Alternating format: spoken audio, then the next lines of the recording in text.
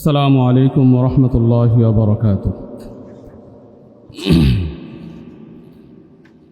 আজকের 59 নম্বর ওয়ার্ড হেফাজত ইসলামের পরিচিতি সভায় উপস্থিত আমাদের জুনের গুরুত্বপূর্ণ নেতৃবৃন্দ এবং কেন্দ্রীয় নেতৃবৃন্দ, বিশেষ করে আমাদের 59 নং ওয়ার্ডে ওলামায়ে কেরাম, মুহতারাম মুরব্বিয়ানে আযম, আমরা মুরব্বীদের জবান থেকে গুরুত্বপূর্ণ দিক নির্দেশনা আলোচনা শুনেছি।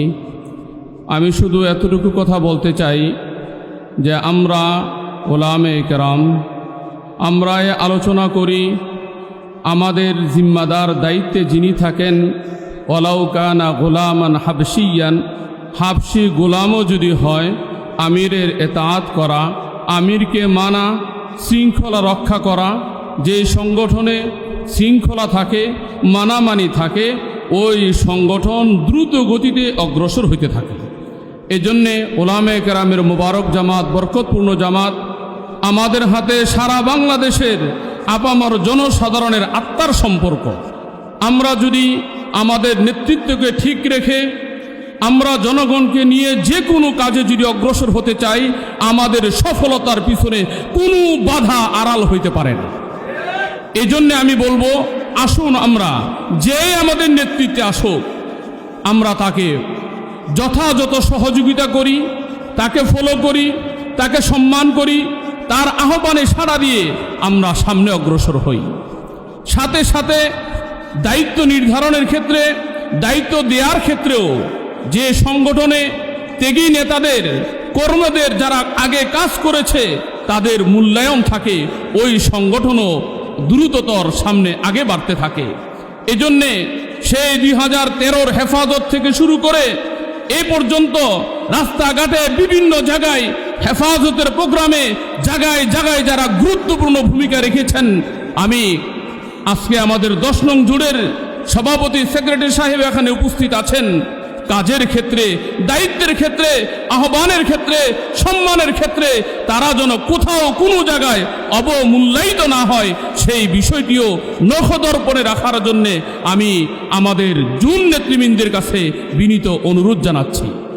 সাথে সাথে আমাদের আজকে 59 নম্বর ওয়ার্ডের যে হেফাজতের কমিটি ঘোষণা করা হয়েছে, আমি আমাদের 59 নম্বর ওয়ার্ড সহ কদমতলী থানার মধ্যে প্রত্যেকটা ওয়ার্ডকে এবং সেই ধারাবাহিকতায় প্রত্যেক থানায় থানায় যেন কার্যক্রম অগ্রসর হয়, সেটা হলো প্রত্যেক মসজিদের সভাপতি, সেক্রেটারি এবং প্রত্যেক মসজিদ থেকে দিনদার, ইমানদার, আহলে হক ওলামাদের সাথে যাদের আত্মার সম্পর্ক, ওলামাদের সাথে যারা তাল্লুক রেখে চলেন, এমন শ্রেণীকেও প্রত্যেক মসজিদ থেকে আমরা হেফাজতের এই কমিটি থেকে যদি অন্তর্ভুক্ত করতে পারি, হেফাজত কি, কেন হেফাজত কি চাই, এটা যদি কমিটির সভাপতি, সেক্রেটারি সাহেবকে বুঝাইতে সক্ষম হই, তাহলে আমাদের অভিষ্ট লক্ষ্যে আমাদের পৌঁছতে অতি সহজে আমরা সক্ষম হব ইনশাআল্লাহ।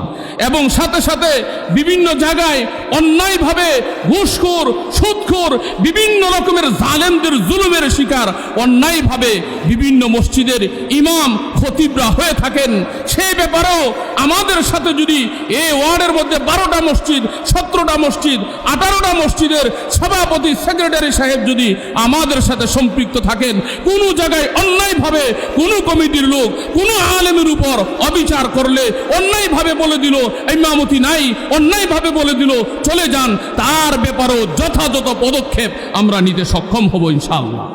এই জন্য আমি বলবো, আসুন আমরা ঐক্যবদ্ধ হই, আমরা মজবুত থেকে মজবুত হই, হেফাজতের ব্যানারে আমরা ঐক্যবদ্ধ হই, যে কোনো জায়গায় যে কোনো জালেমের জুলুমের বিরুদ্ধে ইনশাআল্লাহ আমরা বলিষ্ঠ ভূমিকা নিতে সক্ষম হব ইনশাআল্লাহ।